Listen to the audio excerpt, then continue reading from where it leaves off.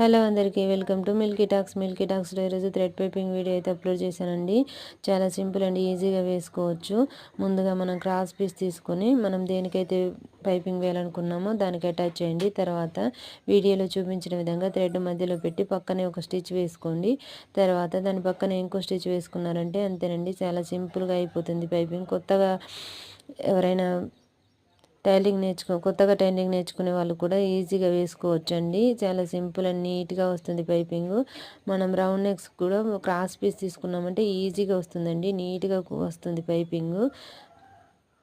చూసారు కదా, చాలా నీట్గా వస్తుందండి. ప్లీజ్ ఎవరైనా మన ఛానల్ని ఇంకా సబ్స్క్రైబ్ చేసుకోకుండా ఉంటే ప్లీజ్ సబ్స్క్రైబ్ చేసుకోండి. వీడియో నచ్చితే లైక్ చేయండి, షేర్ చేయండి.